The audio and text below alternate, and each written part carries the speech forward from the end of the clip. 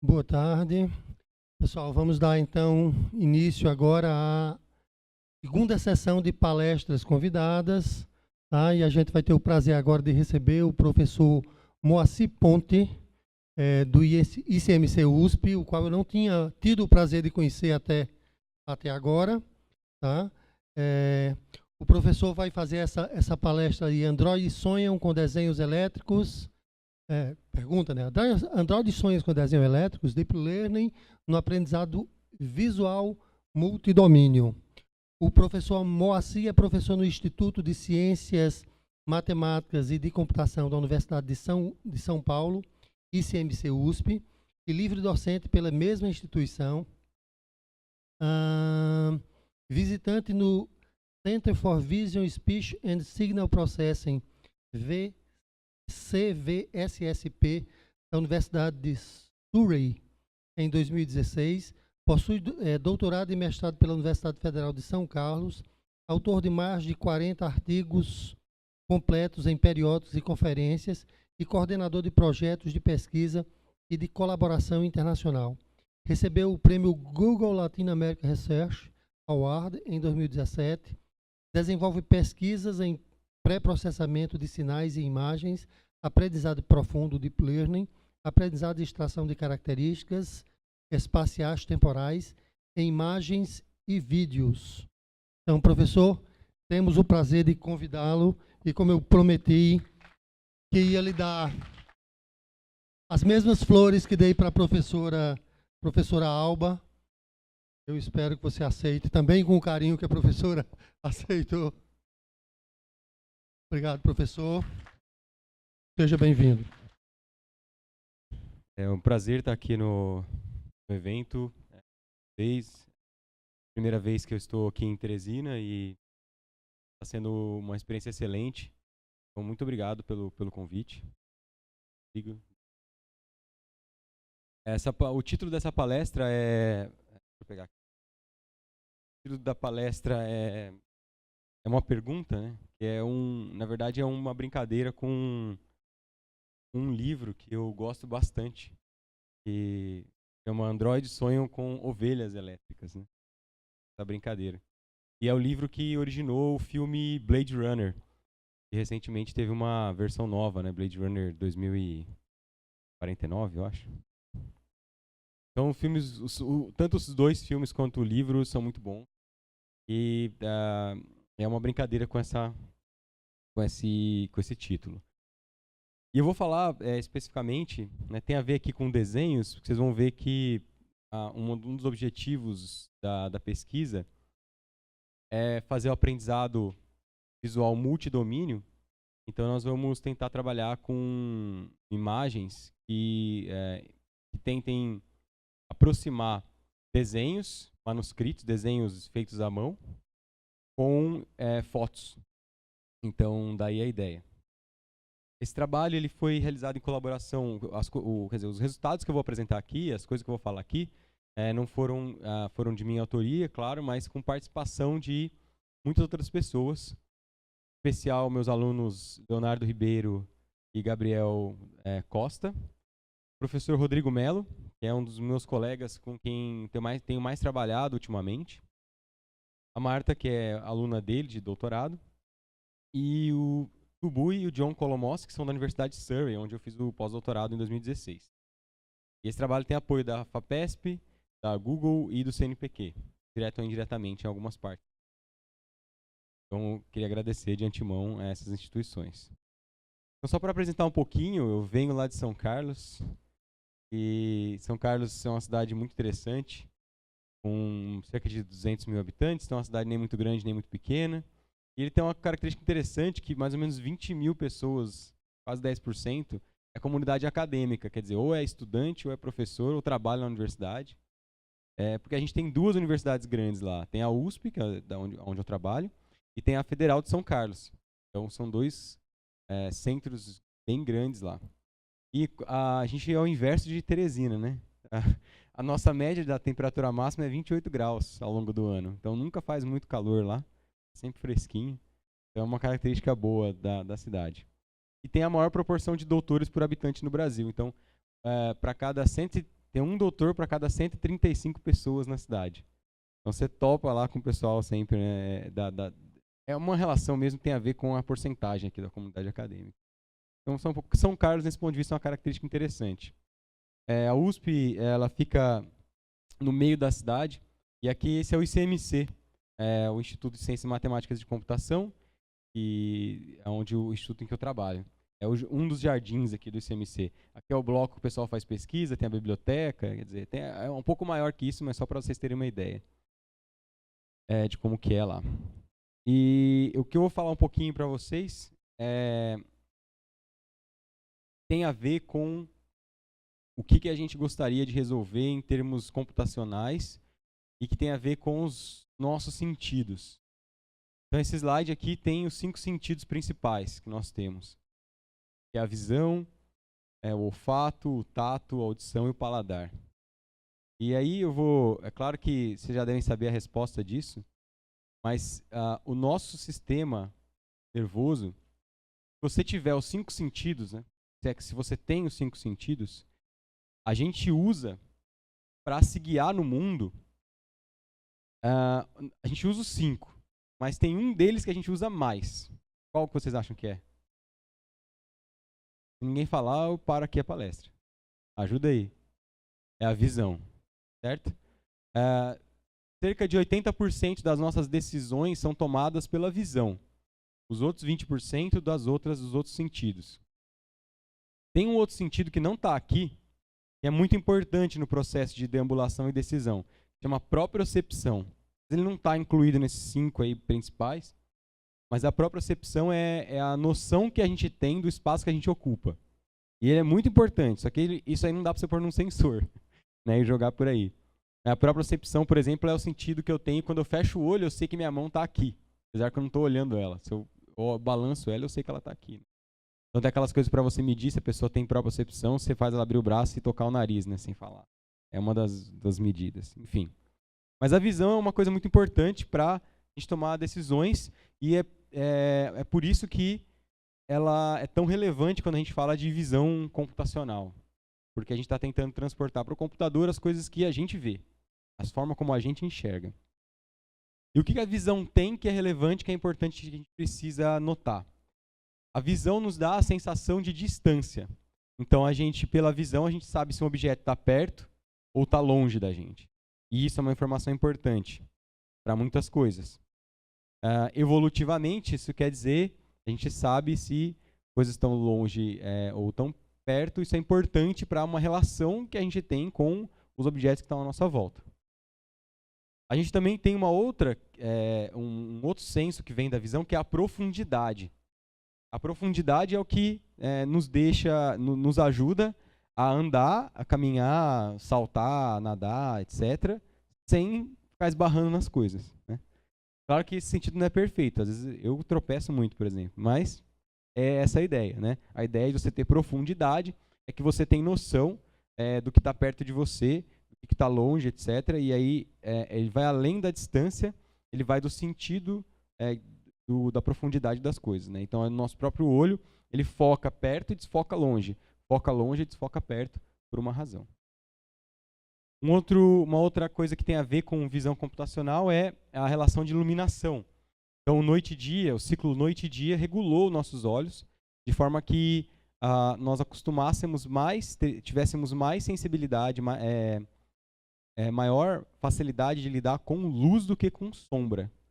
Então, a sombra para a gente não é tão legal, a gente não é muito bom em olhar coisas da noite. Mas de dia, nossos olhos são muito bem adaptados. Uma outra relação que vai juntando tudo isso é a noção de espaço, né? Então, você olha e você tem mais ou menos a ideia, uma noção do espaço em que aquela coisa ocupa. O espaço ele é uma mistura de profundidade com distância. E ele é extremamente necessário em várias situações como essa aqui, né? Você tem que estacionar, você tem que saber se vai caber ou não, né? Então tem uns carros aí que às vezes é complicado. Apesar que muita gente não tem muita noção disso, né? De espaço no dia a dia. Um outro sentido importante é o sentido de cor, a visão, né? A percepção de cor. E a percepção de cor ela é relevante porque ela nos diferencia, por exemplo, o alimento. das outras coisas. Então, dizem que dentro do nosso olho, a gente tem 3 principais células sensíveis à cor. Elas respondem bem no que a gente percebe por verde, vermelho e azul. E não à toa a gente tem o RGB, né, por causa disso. Então aqui tem não por acaso, esse slide foi escolhido friamente calculado, né? Então tem o céu azul, as folhas verdes e a laranja, não sei o que é isso aqui, maçã, eu acho, uma maçã vermelha, né? E uma das ideias que os biólogos têm é que a gente evoluiu esse senso para diferenciar quando um fruto está maduro. Não só por isso, mas também para fugir de predador. Então, geralmente, algumas cores, a gente percebe elas diferentes da natureza porque elas são de predadores conhecidos. Então, geralmente, coisas venenosas ou perigosas se destacam com cores diferentes. Então, a gente vai juntar tudo isso, né? A gente gostaria de juntar tudo isso. E em tudo isso nós somos muito bons. Os humanos são muito bons para detectar, para perceber cor, para verificar profundidade, distância, forma, detectar face. A gente é muito bom para isso. Mas algumas coisas a gente é péssimo. Por exemplo, em algumas situações de perspectiva, a gente não é muito bom. Então, nosso olho facilmente se ilude ao olhar que esse cara está realmente apoiando o pé na Torre de Pisa, né? Parece, mas é uma ilusão. A gente também não é bom com algumas situações e que fazem o nosso sistema visual se confundir, achar que uma coisa está se mexendo quando na verdade está parada. Então, essa é uma imagem estática, só que se a gente começar a mudar o nosso ponto focal para esses pontos pretos aqui, o nosso cérebro tem a sensação de que as rodas estão mexendo. Então, a gente é muito iludido com relação a isso. Uma outra questão é a nossa questão comparativa. A gente funciona muito por comparação. Então, as comparações regem muito das nossas decisões. Então, se eu pedisse para você dizer para mim, qual reta parece maior? Essa reta aqui, tá? Sem contar a seta. Essa reta aqui ou essa reta aqui? Qual das duas parece maior? A de cima ou a de baixo? Quem acha que é a de cima que parece maior? Quem acha que a de baixo parece maior? Então, na verdade, elas são exatamente iguais. O que é, né? É a comparação. É igual quando a gente vai comprar, sei lá, salgado e custa R$3, vamos supor. E aí custa R$3,15, vamos supor. E aí você quer um desconto de 15 centavos. E aí a pessoa fica brava porque a pessoa não te dá um desconto de 15 centavos. Beleza, 15 centavos parece muito, perto de R$3. Aí você vai comprar um computador que custa 3 mil. O cara te dá um desconto de, sei lá, R$100, né? É pouco, porque perto de 3 mil é pouco. Né? Então a gente funciona muito com essa noção de proporção. A gente tem que tomar cuidado com isso, inclusive. Né? E isso engana a gente, inclusive, na visão. Outro exemplo, né? Então esses 2 círculos aqui, laranja, 2 são exatamente do mesmo tamanho, mas ele parece maior aqui do que aqui. A grama do vizinho é sempre mais verde, né? É isso aí, certo? Outra ilusão de ótica, essas linhas, as linhas que compõem esse quadro aqui, essa linha que elas estão em cinza escuro. Essas linhas elas estão paralelas, elas são paralelas, mas nosso cérebro vai enxergar elas como não paralelas, como inclinadas, sendo que na verdade elas são exatamente paralelas. Então, em algumas coisas, por que eu estou falando isso? Para algumas coisas nós somos ótimos, para outras nós somos péssimos, né? Como sistema visual humano. E o computador tem essas coisas, tem vantagens e desvantagens. No que o computador é bom e que a gente é ruim? Em geral, não só em visão. Me ajuda aí. Ele é bom e que a gente é ruim. Assim, não ruim, mas a gente é menos eficiente. Né? Como... Oi? Cálculo simples, né?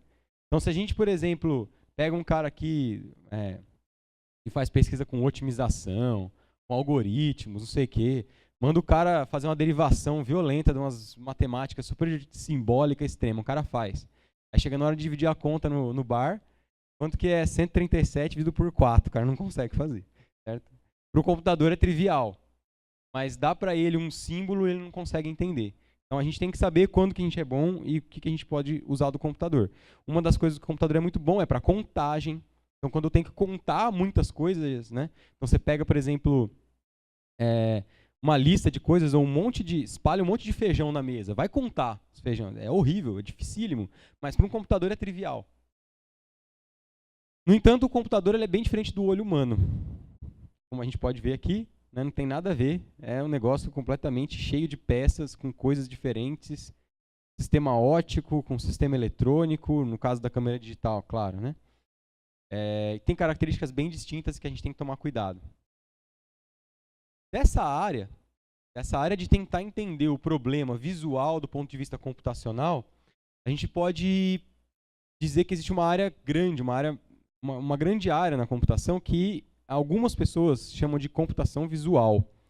Ela abrange tudo que tem a ver com visão, com imagens, com aspectos visuais no computador. A gente poderia dividir, uma das formas de dividir em 3 tópicos: processamento de imagens, computação gráfica e visão computacional e reconhecimento de padrões. Essas 3 coisas são distintas, tá? Elas fazem, em geral, coisas diferentes. Se bem que tem uma grande intersecção entre elas.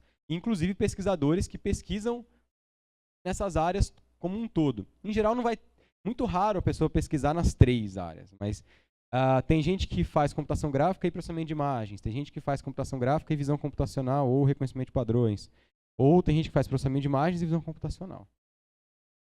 Qual que é a diferença entre esses 3 aí? Alguém sabe? Já viu falar? Vamos lá. Processamento de imagens. Isso eu estou falando via de regra, tá? Assim, definição clássica. Lógico que não é perfeito. Mas a ideia é, processar a imagem é o seguinte: você pega uma imagem e gera o quê? Como o seu algoritmo de processamento de imagens vai gerar o quê? Outra imagem, certo? Então isso é processar a imagem. Pega uma imagem e gera outra imagem.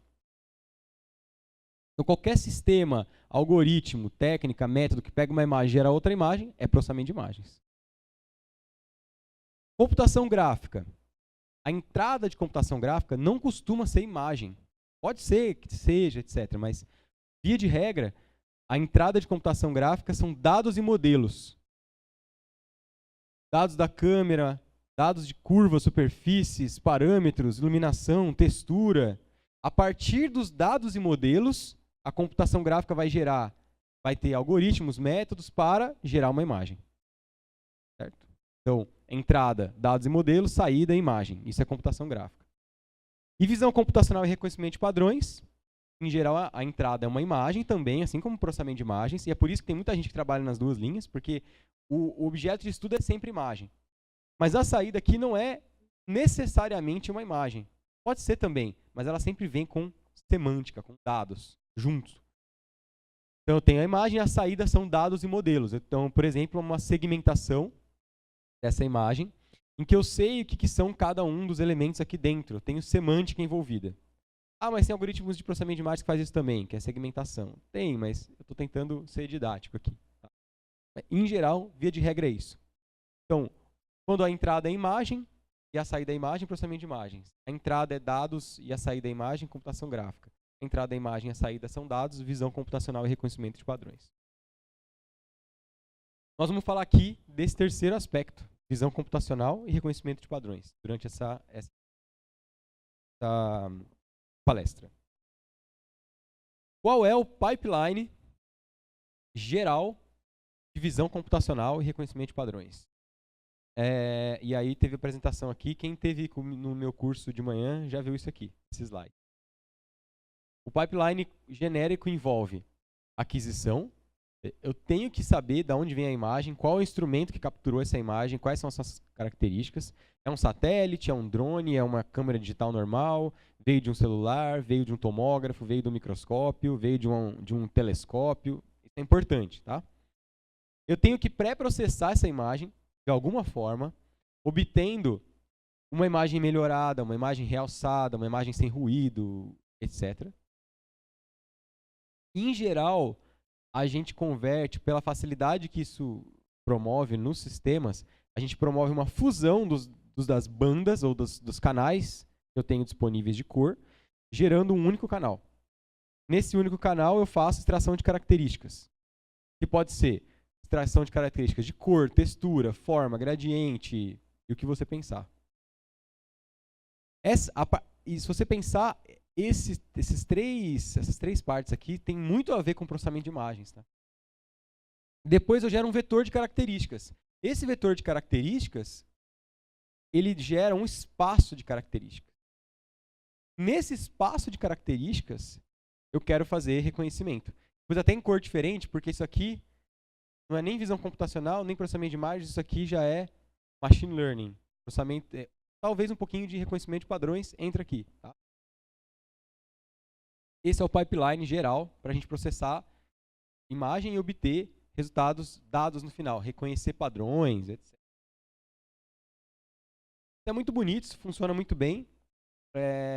Em geral, esse espaço de características aqui, esse vetor de características que a gente tem, ele funciona bem para diferenciar, por exemplo, imagens.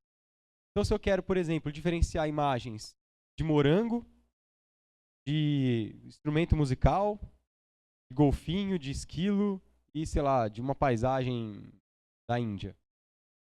Tá, acho que é o Taj Mahal esse aqui. Se eu usar métodos de processar imagens e de descritores de cor, textura e forma, eu vou conseguir separar. Porque essa imagem ela é diferente dessa em termos de cor, que é diferente dessa, dessa e dessa. Agora tem algumas similaridades, né? Então a grama aqui, a cor do fundo é parecida. Aqui eu tenho azul, aqui eu também tenho azul. Então cor não é suficiente. Eu posso usar a textura, eu posso usar informação da orientação e aí eu consigo resolver. Agora, vamos tentar um problema mais difícil. Vamos fazer o seguinte. Eu quero características que me digam que isso aqui é morango, seja um desenho, seja uma foto. Isso aqui é um violino, seja um desenho feito à mão, seja uma foto. Isso é um golfinho, que isso é um esquilo, que isso é o Taj Mahal, mesmo que tenha sido feito de outras formas, que não seja só foto. Aí eu me complico, né? Primeiro, cor, perdi. Se eu usar a cor, estou ferrado. Se eu usar textura, provavelmente também eu vou estragar tudo. Não vai dar certo. Eu acabo recaindo só nas características que têm a ver com a forma do objeto. Só que, ainda que eu consiga reconhecer bem forma nos desenhos, na foto não é tão fácil reconhecer forma. E aí eu tenho um problema. Daí vem a palestra, né? O título da palestra. O aprendizado multidomínio é uma das áreas que tenta aprender a partir de aspectos visuais de imagens que vêm de domínios diferentes, que não têm a mesma origem, mas elas têm a mesma semântica. Então, se você perguntar para um ser humano, o que é esse objeto? Ele vai te falar. O que é esse objeto? Ele vai te falar. O que é esse objeto? É o mesmo para um ser humano. Agora, para o computador dizer, é outra história. O que nós vamos fazer, então? Ao invés de usar um sistema, um pipeline rígido, de pré-processamento, aquisição, pré-processamento, fusão, extração de características, manipulação do espaço de características e classificação, nós vamos usar aprendizado de representações. Aprendizado de representações vai tentar trabalhar com todas essas etapas como se fosse um único problema. Como efeito colateral do aprendizado das representações, a gente vai aprender um espaço de características que é unificado entre multidomínios. Como? Vamos chegar lá. Bom, o método que a gente tem hoje melhor para fazer isso são as redes neurais convolucionais. E aí, quem teve no meu curso hoje sabe o que é já. Quem não teve, foi gravado o curso. Pode assistir. Tem material também na internet que eu pedi para o pessoal da organização passar para vocês, tá? Sobre essa linha. Não vai dar tempo de eu descrever exatamente com detalhes como funciona. Mas, basicamente, uma rede neural convolucional é uma rede neural que recebe como uma entrada uma imagem.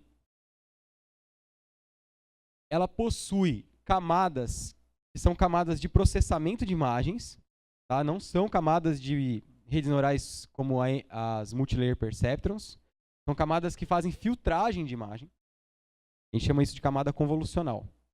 Gerando múltiplas imagens. Então, cada um desses aqui, verde e amarelo aqui, são imagens que a rede gerou. Passa por várias sequências dessas até chegar num vetor de características, que é esse último aqui, ó. No fim, após o vetor de características pronto, a última camada é o classificador. O que é interessante desse modelo? A ideia por trás desse modelo é não mexer na imagem. Você passa a imagem do jeito que ela está, a própria rede vai aprender quais são os filtros necessários e qual é o classificador. Então, até estava vendo algumas apresentações aqui antes, né? O que geralmente se faz? Né? A gente extrai as características, tudo na mão. E no fim a gente treina um classificador, SVM, por exemplo. O que a gente vai querer fazer aqui é tudo junto. A gente vai treinar um classificador ao mesmo tempo que aprende os filtros que extraem as características. Essas redes elas são compostas, em geral, por 3 operações: convolução, função de ativação e pooling. A convolução é uma filtragem da imagem. É um filtro mesmo. Então, para quem já fez processamento de imagens ou já teve alguma ideia, pode ser um filtro de Sobel, um filtro passa baixo, um filtro passa altas. Mas eu não vou falar para ele qual que é. Ela vai aprender quais são os filtros, sozinha. Sozinha sim, né? A gente vai passar exemplos para ela aprender. A função de ativação tem como objetivo remover partes da convolução que são negativas. Então a gente tira da parte, tira todos os elementos negativos. Essa é a função de ativação ReLU. Eventualmente a gente tem camadas que a gente chama de pooling ou max pooling, que vão reduzir a dimensionalidade da imagem. E aí, para quem também já fez processamento de imagens, tem uma ideia de processamento multi-escala. Cada vez que eu faço um pooling, eu estou processando numa escala diferente. Isso significa que, inicialmente, eu vejo esse carro aqui na resolução original. Depois eu reduzo a resolução dele. Na resolução original, eu consigo ver a marca do carro. Eu consigo ver se tem um adesivo no carro. Eu consigo ver o detalhe daqui da roda do carro. Quando eu reduzo a resolução, eu não vejo mais isso. O que eu vejo agora? Faróis, a roda inteira, qual o formato do retrovisor. Quando eu reduzo mais a imagem, o que eu vejo? O formato do capô, o formato do vidro. Então, cada vez que eu reduzo o tamanho da imagem, eu estou olhando para partes maiores da imagem, do objeto. Então, eu empilho operações de convolução, ativação, operação convolução, ativação, pooling. Repito isso. Na última camada, ela vai me dizer se isso aqui é um carro, um caminhão, um avião, um barco ou um cavalo. Em probabilidades, ou seja, um classificador. Agora, primeira parte da palestra. Até aqui foi só a introdução. Agora vai vir meu trabalho mesmo. Primeira coisa. CNNs realmente aprendem? Essa é uma pergunta que não foi respondida ainda totalmente. Agora em 2018, foi publicado um ensaio, Deep Learning, aprendizado profundo, a Critical Appraisal. A pessoa fez um ensaio crítico sobre Deep Learning. Gary Marcus, da New York University, e ele fala o seguinte, eu vou traduzir aqui livremente, tá? Sistemas que se apoiam em Deep Learning frequentemente tem que generalizar além de dados específicos que foram vistos durante o treinamento. Mas a habilidade de provas formais para garantir performance de alta qualidade é mais limitada. Ou seja, Deep Learning funciona muito bem em alguns casos específicos, mas não se sabe muito bem se ela é genérica o suficiente. Em outras palavras, entendedores entenderão, funciona muito bem na MNIST, na Imaginet, mas será que funciona bem para outros casos? Já é uma questão em aberto. Ainda é uma questão em aberto. Então, a primeira parte aqui que eu vou mostrar para vocês é a teoria do aprendizado estatístico para estudos da garantia de aprendizado. É uma parte extremamente, um pouco mais pesada matematicamente. Eu vou tentar ser didático aqui no tempo que eu tenho, tá? Mas eu vou dar materiais para vocês estudarem caso vocês tenham interesse. A teoria do aprendizado estatístico é a teoria talvez mais relevante na área de Machine Learning, porque ela provê garantias matemáticas com base em teoremas de probabilidade matemática, de que um algoritmo realmente aprende com exemplos, a partir de exemplos. Essa teoria ela foi estabelecida, ela foi desenvolvida ao longo de décadas por, principalmente, o líder dessa pesquisa é um russo, chamado Vapnik, que hoje trabalha no Facebook, mas que foi por muito tempo um pesquisador na Rússia mesmo, e cujo trabalho não chegou muitas vezes no Ocidente. Ficou muito publicado em russo, etc. O Alexei Chervonenkis, que era um dos pesquisadores que trabalhavam com ele, e eles publicaram um artigo em 78, eu acho, extremamente relevante, só que em russo. E isso ficou obscuro por muito tempo. Tá? Da teoria do aprendizado estatístico, para vocês terem uma ideia, é que nasceu o SVM. E o SVM é sabido, né, ele é o algoritmo com a garantia de aprendizado mais forte que a gente tem hoje. Então, é interessante desse ponto de vista. Esse trabalho ele foi feito em conjunto com o professor Rodrigo Mello e a doutoranda Marta Ferreira. E nesse contexto, a gente acabou, devido à grande dificuldade que a gente mesmo teve de entender a teoria do aprendizado estatístico, nós começamos a estudar, 2014, 2015. A gente estudou e aí a gente escreveu um livro. Porque deu tanto trabalho que estudar e detalhar as coisas, e a gente começou a pensar, poxa, esse material poderia dar um livro. E a gente escreveu e mandou para a editora e foi aceito e ele vai ser publicado esse mês ainda. Então, eu acho que ele ainda não tem disponível, mas em breve vai ser. Então, o livro chama Machine Learning, A Practical Approach on the Statistical Learning Theory.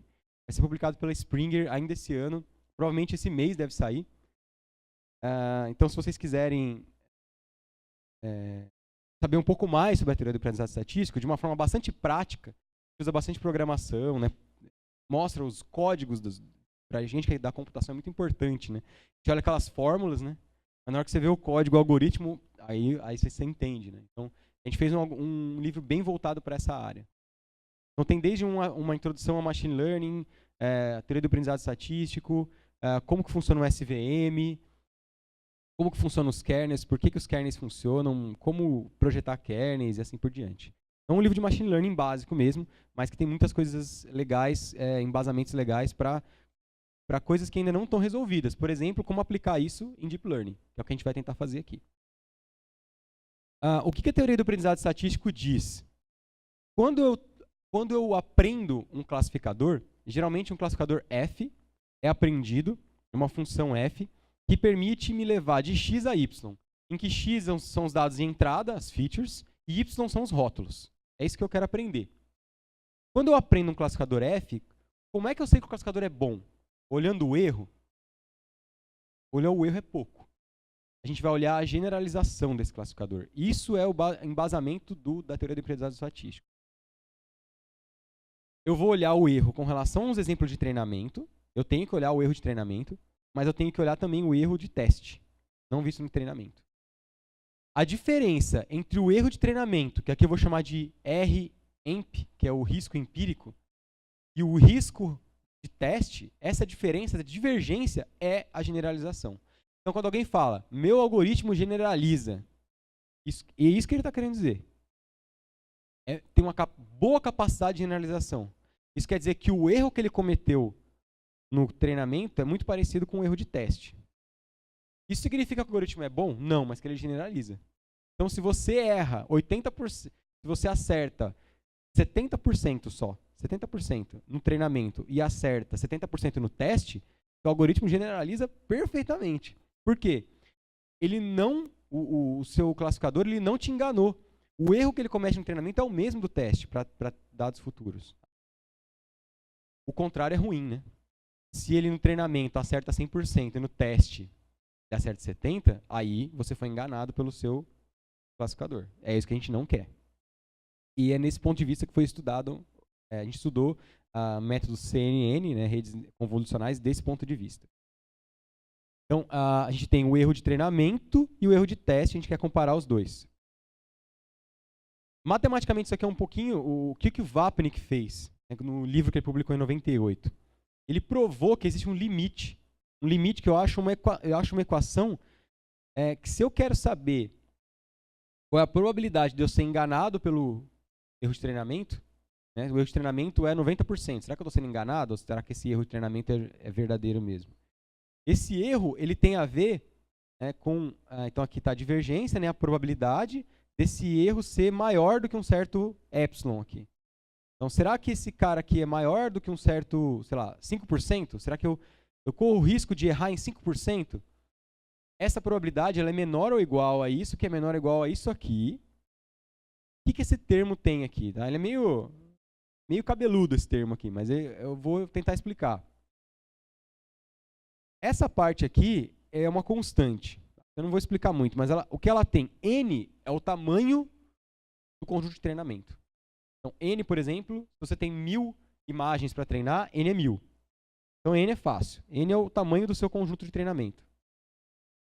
Epsilon é a probabilidade que você aceita ser enganado pelo classificador. Então, você que tem que definir. Ah, é 5%? Então, tá, eu aceito 5% de divergência. Então, tá tranquilo, essa parte aqui é fácil, né? Ponho aqui, eu plugo aqui o tamanho do treinamento, plugo aqui o quanto que eu aceito de erro, exponencial disso, tal, é fácil. O que é esse NF2N aqui? Esse cara aqui é o que a gente chama de coeficiente de shattering. O coeficiente de shattering, ele me diz, dado um espaço de características, de quantas formas diferentes eu posso cortar ele. Se eu tenho uma reta só para cortar, deixa eu ver se está aqui eu tirei o slide, mas tudo bem. Se eu tenho só uma reta para cortar o espaço de características, uma reta tem um certo jeito de cortar, né? E ela não vai poder cortar o espaço de muitas formas diferentes. Agora, se eu tenho duas retas, eu aumento o coeficiente de shattering. Eu aumento as formas diferentes com que eu consigo cortar o espaço. O que Vapnik provou é que quanto maior esse coeficiente de shattering, mais difícil é o aprendizado, mais difícil é você garantir o aprendizado.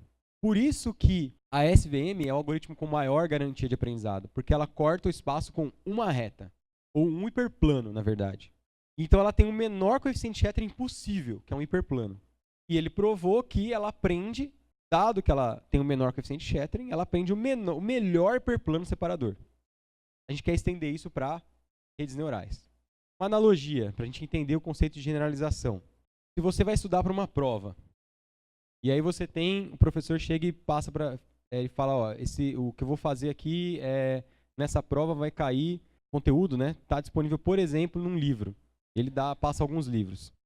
E aí você vai lá e pega um livro-texto e memoriza o livro. Decora o livro, certo? Pode ser um jeito de estudar.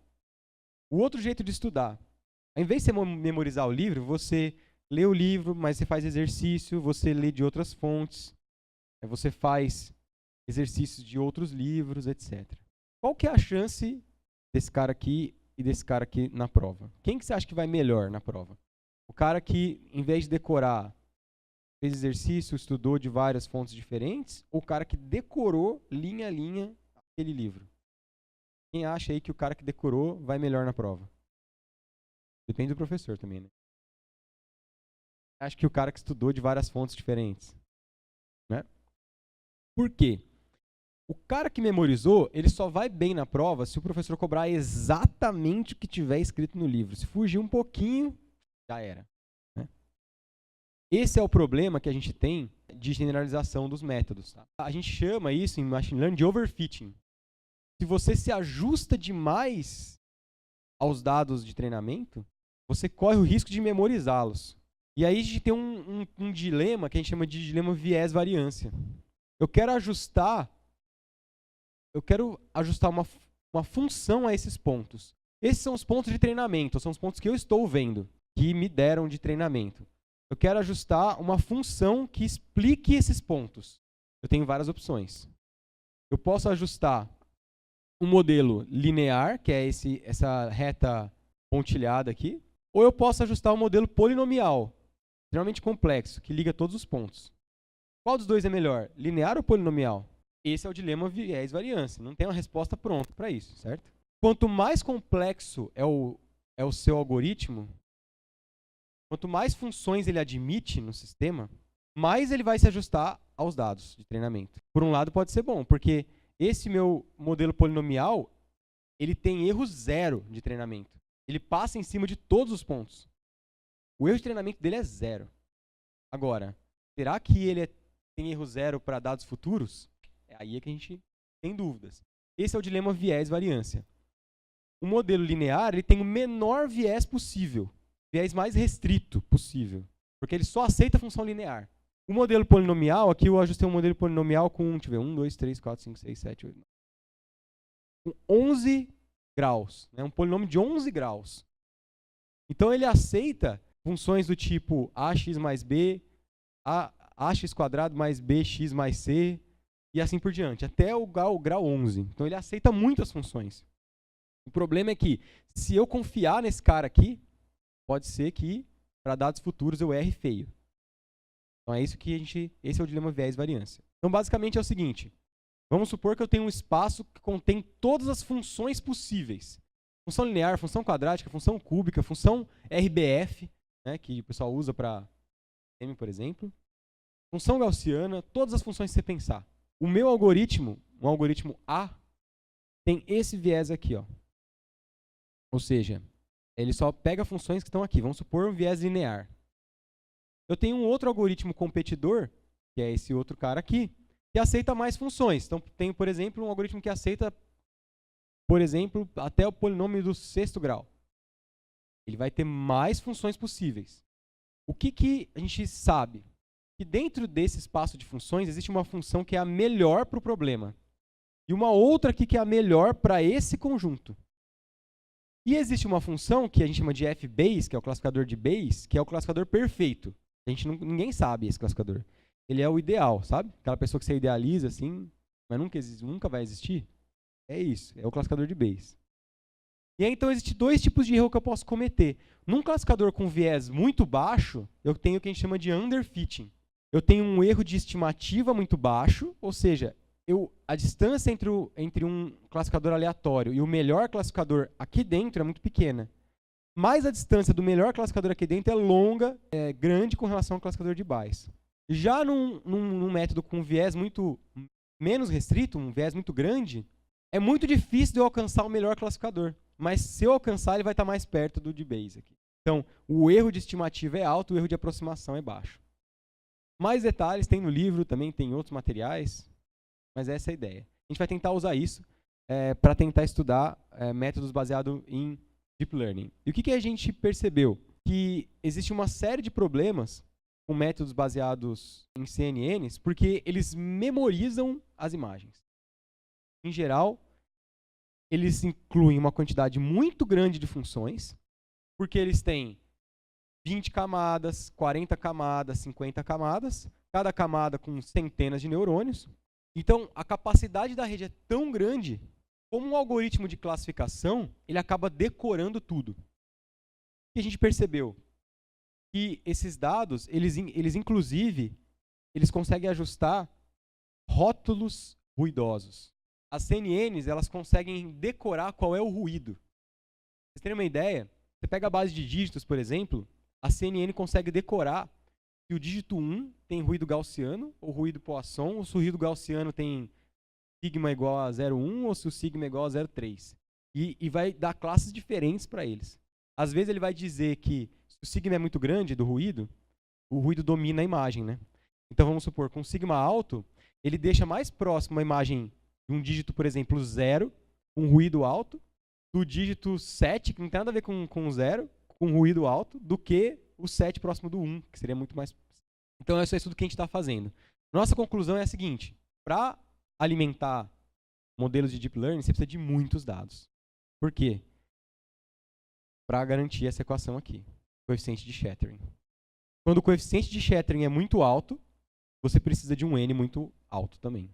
E aí o estudo que nós fizemos a gente fez um estudo de duas redes, da AlexNet e da VGG, para as bases de dados MNIST e base de dados ImageNet.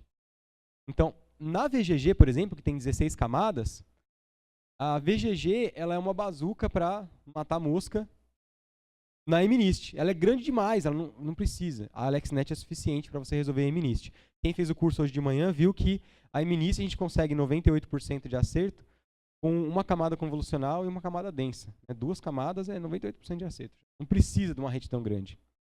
Se você faz uma rede grande demais, a rede está decorando as imagens. E aí não generaliza.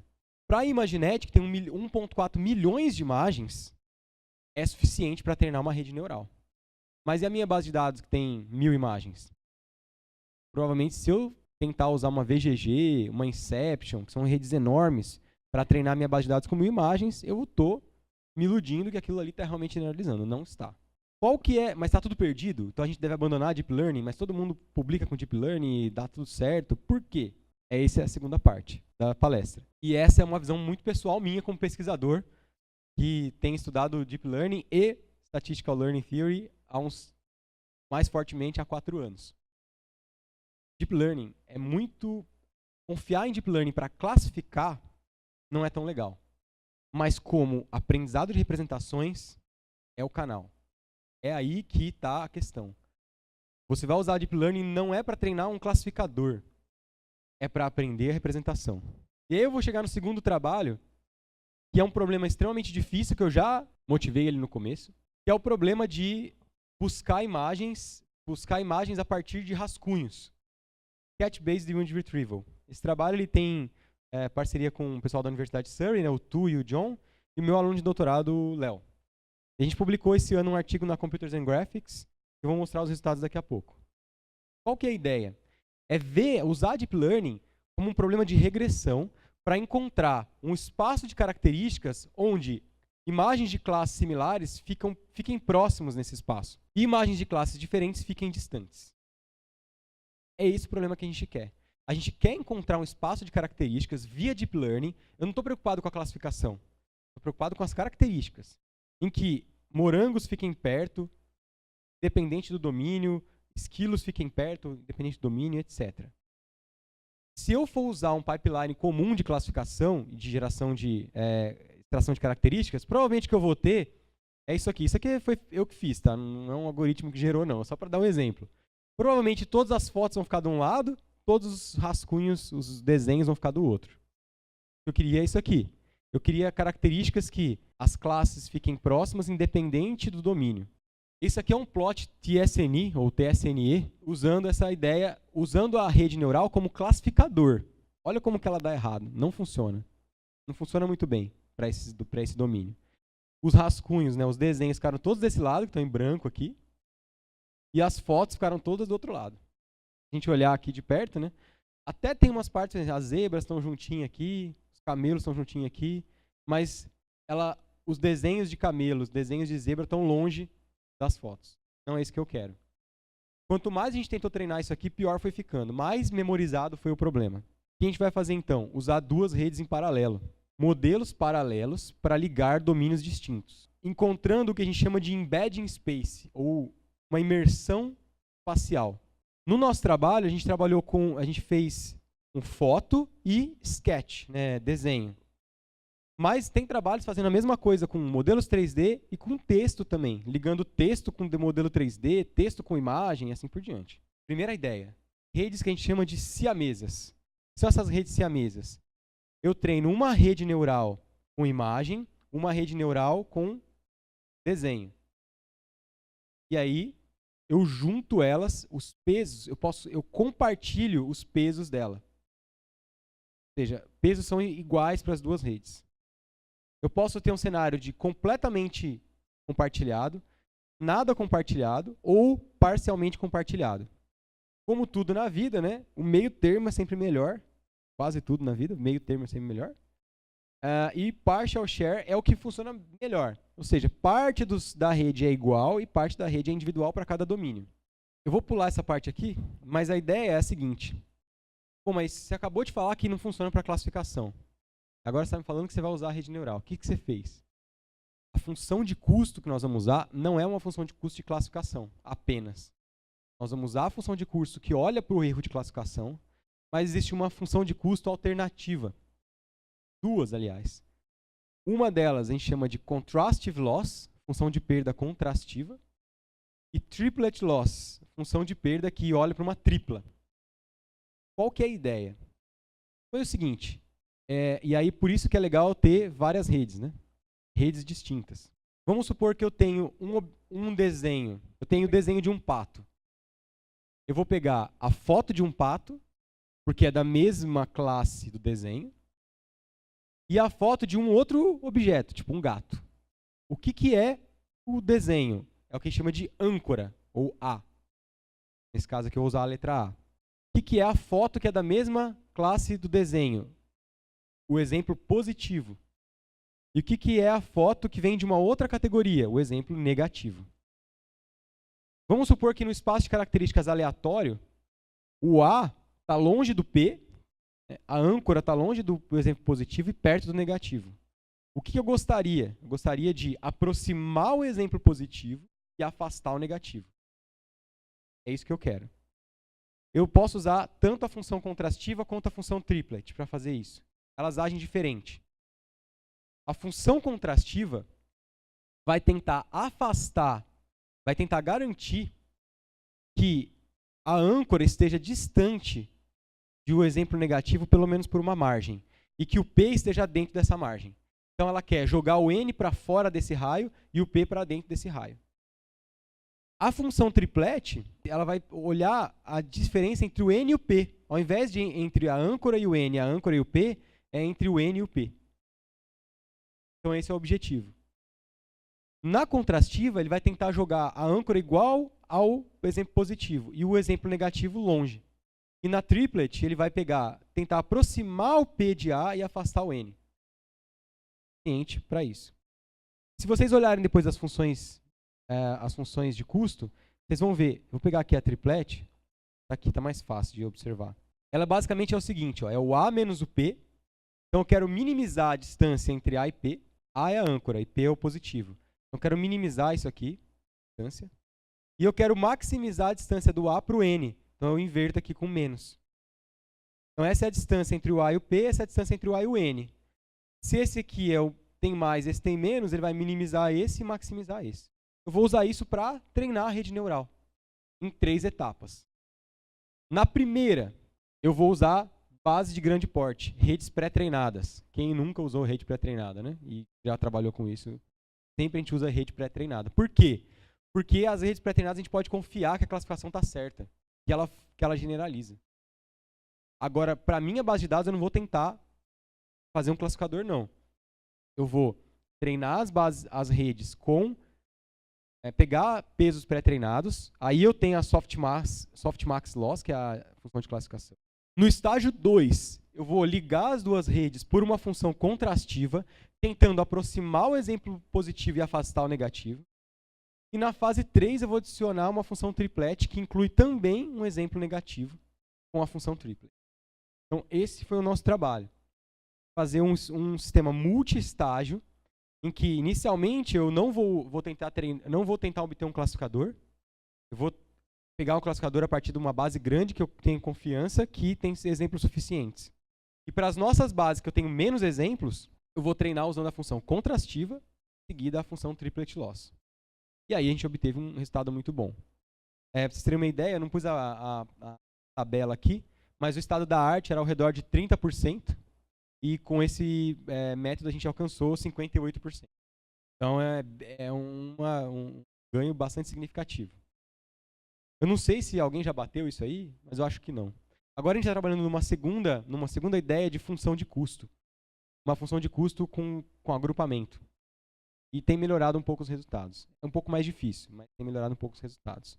Então, a ideia aqui é a gente tentar, e aqui eu vou mostrar só um videozinho, a gente praticamente vai encerrar.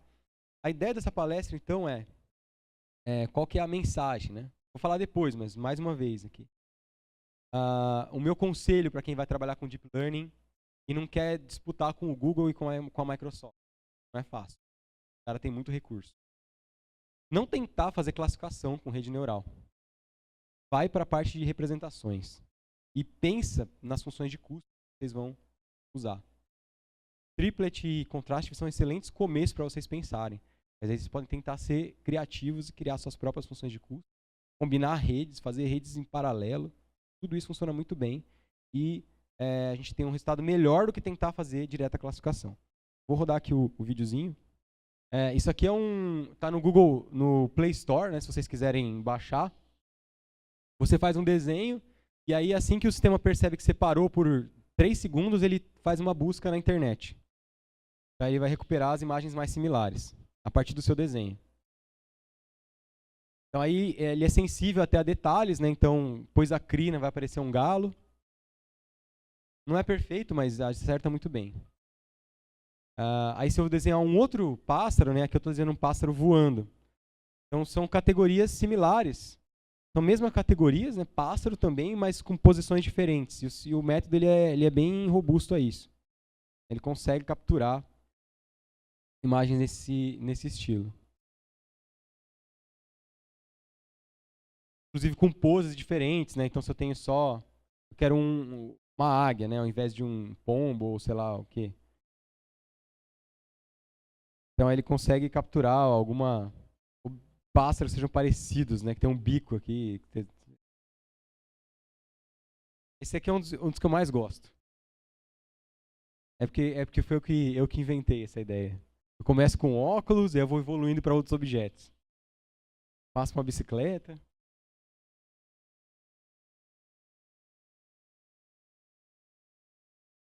E aí, se eu continuar desenhando, ele vai tentar fazer uma moto aí. Enfim, qual que é a ideia, né, aqui? É a gente buscar não pela classificação, mas pelas representações. Vou parar aqui, mas a gente nos slides tem um endereço para vocês baixarem se vocês quiserem. Na Play Store chama Sketch Search, o aplicativo. No celular não funciona muito bem. Sim, porque ele é melhor para tablet. Porque você precisa de espaço para desenhar. Assim. Mas dá, assim, é meio mal. Fica tão legal na tela. Tá? E aí tem esse link aqui para vocês baixarem o vídeo, se vocês quiserem. Mensagem. Bom, no meu ver, assim, como visão da área, como um grande um usuário dos métodos de Deep Learning, é que Deep Learning é muito bom para aprender características. Pode ser muito útil, mas é preciso conhecer seus mecanismos. Evitar usar isso como caixa preta. Redes convolucionais memorizam facilmente exemplos, falhando em generalizar para problemas de classificação. Mas as camadas iniciais são muito genéricas, são muito versáteis. Então a gente tem usado redes pré-treinadas na Imaginet, que são imagens naturais, para classificar imagem de lesão de pele. E funciona, sabe? Se você olhar as características, não a classificação. Então, dados bem distintos. Aproveite a memorização, use a memorização que a CNN faz como estágio inicial para aprender esses passos. E aí, se você é pesquisador, você quer coisas para tentar pesquisar e que ninguém tem resposta ainda, em vez de tentar fazer sua própria arquitetura de CNN, você está disputando com um pessoal muito grande uma área que está estagnada, vamos ser sinceros, né? A última CNN relevante foi publicada em 2015, faz 3 anos. Nem a Google, a Microsoft, Facebook juntos lá, OpenAI, injetando milhões de dólares, não consegue fazer uma CNN nova, não é a gente, né? Vai fazer. Então, o que eu aconselharia? Adaptação de domínio é um problema difícil, em aberto. Será que o quanto que eu tenho que adaptar da rede para um problema novo? Não é simples de resolver isso. Vocês viram aqui, a gente precisou de múltiplos estágios, com funções de custo diferente, múltiplas redes. Projetos de arquiteturas personalizadas. Eu tenho uma base de dados. Como é que eu crio uma arquitetura que seja boa para essa base de dados? Ninguém sabe direito ainda. Tem já tem trabalhos, pessoal trabalhando nisso, mas ainda não é fechado. Né? Inclusive, a Marta e o Rodrigo fizeram um trabalho nessa linha. Big Data. Big Data de verdade. Vamos pegar e fazer uma busca no Google Imagens. Trazer as imagens que tiver lá. Tudo zoado as imagens. Porque geralmente você faz uma busca lá, vem imagem de tudo quanto é coisa, né? Errada, certa, repetida. Sem supervisão, sem rótulo, tá? Tem ninguém para rotular, não. Busca do jeito que dá. E aprende. Isso é difícil também. É uma área em aberto. Enfim, para fechar, fazer uma propaganda básica. Já fiz do livro, né? Agora eu vou fazer mais um pouco. Lá em São Carlos a gente tem um programa de ciência da computação e matemática computacional. E a gente teve a felicidade de receber nota 7 da CAPES na última avaliação. Então, nós somos um programa com uma forte internacionalização. Então tem pesquisadores estrangeiros envolvidos em vários projetos. Mandamos muitos alunos para o exterior, principalmente no doutorado. Recebemos alunos de fora. muitos da América Latina, mas também, eventualmente, de outros continentes. Costuma-se ter bolsas e parcerias com empresas, então Samsung, Google, IBM, entre outras. E a gente tem o programa de mestrado e doutorado. O mestrado são 2 editais por ano, e o doutorado é fluxo contínuo, você pode aplicar a qualquer momento. E aí tem aqui o link para quem quiser entrar, mas se for lá, ICMC pós, vai, né, no Google. E aí, relembrando do livro, que é uma fonte interessante para quem quer trabalhar na área teórica. Se vocês querem entender e aplicar a teoria na pesquisa de vocês, eu acho que o livro é um projeto, um começo interessante. E deixar mais 3 referências aqui para vocês, que eu falei um pouquinho hoje. Para quem quer conhecer melhor Deep Learning, que ainda é o início, que ainda não sabe, assim, não teve a oportunidade de estudar por um material cabo a rabo, assim, que conseguisse resumir tudo, tem um capítulo de livro que nós escrevemos, foi publicado em 2017. Tem aqui no Archive, mas tem na internet também, se você procurar. Como funciona o Deep Learning. É um capítulo que basicamente vai falar sobre fundamentos de Deep Learning, redes convolucionais e ideias de por que funciona, quando não funciona. Alguma teoria em cima disso. Isso aqui de forma genérica, Deep Learning genérico. Nesse segundo artigo, a gente trata do problema de Deep Learning para a visão computacional. Esse artigo ele foi publicado no CIBGRAPH como um tutorial. Então, ele é um artigo longo, tem 30 e tantas páginas, mas aqui tem Deep Learning do ponto de vista de redes densas, redes convolucionais e outros problemas. Então, autoencoders, por exemplo, que não usam rótulos para aprender. Tem nesse artigo explicando. Redes geradoras adversariais, as GANs, que geram coisas artificiais. Tem aqui também. Eu não sei se vocês já viram esse tipo de... Tá muito na mídia isso, né? Que o pessoal pega fotos de pessoas e gera faces novas. Gera interpolação entre faces, né? Então você tem um sistema que a rede viu faces masculinas e óculos de sol. E aí você manda ela gerar uma face masculina com óculos de sol. Ela gera. Geração de fala, geração de vídeo, tal. A gente tem isso aqui um pouquinho falando no tutorial. E também estilização. Estilização é uma área que usa bastante Deep Learning. Então tem aqueles aplicativos que você pega a foto da pessoa e fica aparecendo uma pintura, ou fica aparecendo, sei lá, uma outra coisa. Sabe essas coisas, aplicativo de Facebook? E o pessoal, veja qual é o não sei o que você parece mais. Veja como é você daqui não sei quantos anos. Veja como era você se você fosse uma atriz da Globo, blá, blá, blá. É tudo com estilização, usando Deep Learning. A gente tem um pouquinho disso aqui no tutorial. Aplicações para vídeo e tal. Então, tem um resumão de tudo. E para quem quer saber um pouco mais especificamente da área, já isso está em ordem do mais básico para o mais avançado aqui. Especificamente da área de aprendizado multidomínio, que a gente vai tentar aqui, né, tá fazendo uma relação entre desenhos e fotos. Esse é o artigo mais recente que nós temos, que foi publicado. Sketching Out the Details. Foi publicado na Computers and Graphics agora em 2018. Então, dito isso, Android sonha com ovelhas elétricas, com desenhos elétricos, sim ou não? Sim, desde que a gente busque por representações que consigam unificar domínios distintos. E a gente tem conseguido fazer isso com as ferramentas de Deep Learning, olhando para a capacidade que elas têm de representar esses domínios distintos. Então, muito obrigado. Então, se houver tempo, a gente pode abrir para perguntas, curiosidades, dúvidas, declarações. Olá, professor. Boa noite. Você mostrou no vídeo, né, que você consegue, dado o traço, aproximar uma foto, digamos assim, né? Você consegue fazer o processo inverso, dar uma foto, conseguir o traçado? A forma como foi feito nesse artigo específico, ela não é uma tradução de imagens. Ela é uma busca numa base de dados. Então, a forma como foi feita é uma busca. Então, se eu tiver uma base de imagens, uma base de desenhos feito à mão livre, se eu der uma foto, ele vai me recuperar o desenho mais parecido com aquela foto. E se eu der um desenho, ele vai me recuperar a foto mais parecida com aquele desenho. Então, eu consigo ir de um domínio para outro sem nenhum problema. Agora, ele não vai me dar uma tradução, né? Então, ele não vai me dar um exato contorno perfeito. Ele vai, com base nas imagens que eu tenho no banco de dados, ele vai tentar achar mais semelhante. Então, é uma busca baseada em conteúdo. Existem métodos que fazem essa tradução, e esses métodos de tradução são aqueles que eu comentei um pouquinho no final de estilização.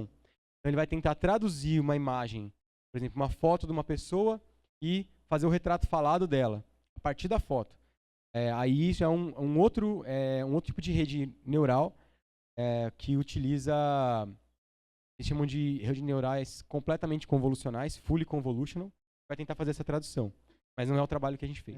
Bem, boa noite. Através do aplicativo eu consigo dar algum tipo de feedback, por exemplo, fiz um desenho e aí não apareceu uma foto do que possa ser algo parecido, e aí tem alguma forma que eu possa notificar ou... Não no aplicativo direto, né? A gente não desenvolveu um sistema de feedback. A ideia foi só uma prova de conceito mesmo, mostrar que de forma geral funciona bem. Mas não tem a intenção não era ainda retroalimentar, por exemplo, usar o usuário para melhorar o sistema. Ainda não tem isso. Mas é uma ideia interessante. Boa noite. Sobre o aplicativo. Onde é que você rodava a rede neural? Era no celular mesmo? Servidor? Com GPU? Boa noite, professor. Primeiramente, eu quero parabenizar. Tá? Eu sou um grande admirador dessa área de Deep Learning e estou lendo um pouco sobre GAN. De fato, me despertou muito a curiosidade. E acho o potencial muito, muito, assim... Eu acho que vai longe, mas assim, eu queria ouvir de você, como expert na área, quais as perspectivas em relação a essa temática? Para responder no microfone a primeira pergunta, né? Foi feita. Se no aplicativo é processado no celular ou no servidor, é no servidor, né? Então, o que a gente faz basicamente é passar a imagem. Então, o sketch ali, a pessoa faz o desenho, a gente pega aquilo ali, transmite para o servidor processa tudo. Então, ainda não é localmente que é feito não, e é com GPU, sim. Tanto que, eventualmente, a gente desliga o serviço, porque a gente quer usar a GPU. Então, a gente desliga. Então, se vocês baixarem, às vezes não funcionar, tenta daqui a pouco que meus alunos devem estar usando a GPU e eles desligam o aplicativo. A gente principalmente colocou isso online por causa da submissão da revista, né? E agora que foi aceita, agora tirei do ar. E a segunda pergunta sobre as GANs, né? Muito interessante. A gente está trabalhando com GAN, porque é uma arquitetura realmente fascinante. Acho que tem potencial. Porém, tem um problema das GANs. Enquanto as CNNs, hoje, a gente tem 3 padrões de CNN consolidados. VGG, ou similar a VGG, Inception, ou similares, e ResNet, ou similar. Tem 3. GAN tem trocentas. E nenhuma a gente sabe se funciona bem ou não. Então, acho que o legal, eu acho que GAN tem esses dois lados, né? Por um lado, é muito fascinante e tem muito espaço para você contribuir ainda, né? Dá para a gente ainda montar a nossa própria... A gente está tentando. Tem uma GAN aí que nós estamos fazendo, o Leonardo que está trabalhando com a GAN, que estava na foto. Se funcionar, vai ser muito legal, né? A gente vai fazer uma GAN aí que bate várias outras. Vou ser feliz, primeira vez na minha vida, ter um método que é estado da arte de verdade, né? Na área, que é muito difícil. Por outro, é árduo, sabe? Porque GAN é muito mais difícil de treinar do que CNN. CNN tem um certo padrão, a gente já sabe mais ou menos como se comporta. A GAN é mais um problema da função de custo, de novo. Porque a função de custo de GAN convencional, ela é adversarial, né? Você tem um discriminador e o gerador. O gerador tenta enganar o discriminador. E o discriminador tenta ser melhor do que o gerador. É uma disputa. Então é super interessante. A função de custo é uma ao inverso da outra. Então, quando uma ganha, a outra perde. E a ideia é se achar o equilíbrio. Só que aí descobriram que esse equilíbrio, que é o equilíbrio de Nash, tem a ver com o equilíbrio de Nash, teoria dos jogos e tal, não funciona para o problema de otimização. E aí estão estudando funções de custo alternativas. E acho que aí é que está o potencial.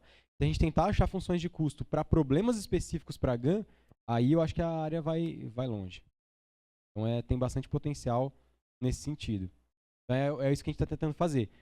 Melhorar a GAN tentando achar arquiteturas alternativas, né? O gerador não tem muito como mexer, mas mexer no discriminador, né? Ver como que ele analisa. Usar a função de custo, que ao invés de tentar uma joga contra a outra, ver como que faz melhor isso, né? Como melhorar essa relação entre elas. Uma GAN agora bastante famosa que chama ALI, ALI, e tem a versão melhorada que é a Alice. Dá uma olhada nessas aí. Essas têm umas ideias bem interessantes, acho que para trabalhos futuros parece ser muito bom. Tem um desafio para você. É o seguinte, você provar do presente que o professor Ivan lhe deu, certo?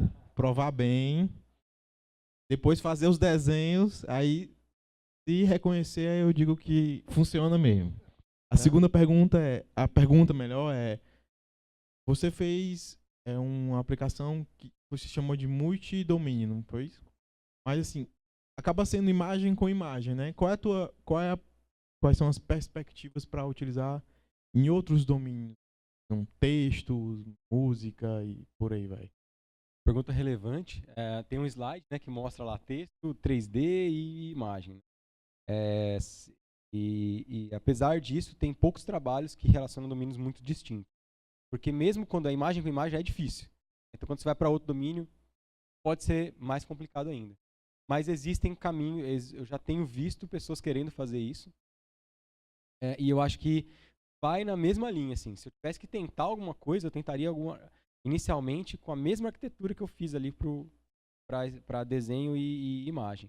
Pegar o texto, usar uma rede neural que é boa para texto, passar ali, achar um vetor de característica e usar a função triplet para tentar aproximar e afastar as representações.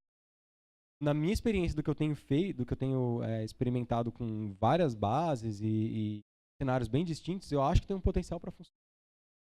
Mas como eu venho da área de processamento de imagens mesmo, eu tenho pouca experiência real mesmo com isso. Acaba que como essa linha de Deep Learning ela invadiu todas as áreas, né? De imagens, visão, também de linguagem natural, etc. Eu acabo indo muito em bancas hoje em dia de outras áreas, porque o pessoal me chama por causa da parte de Deep Learning.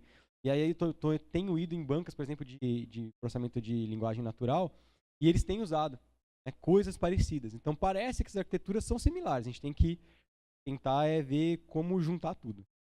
Me parece um trabalho, uma linha boa aí de trabalho futuro. Só mais uma questão de dúvida, se você nos seus testes já tentou enganar o software, ou então se como acontece o processo de tomar de decisão, se eu desenhar 2 círculos, qual a imagem que ele vai me trazer, se são bolas ou se são formas geométricas, alguma coisa assim.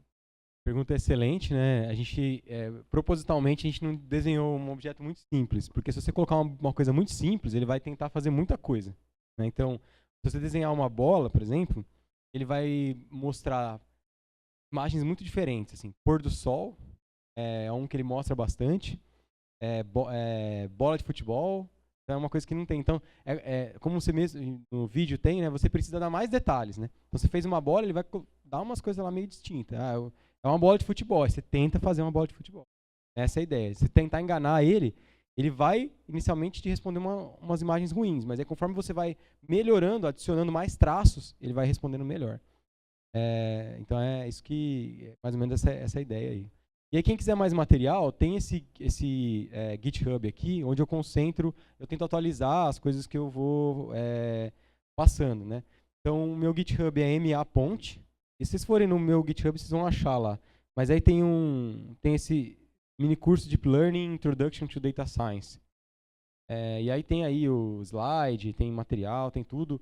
Depois eu vou passar eu passei, na verdade, para o Rodrigo já por e-mail, para ele mandar esse link aí para o pessoal. Bom, então, muito obrigado.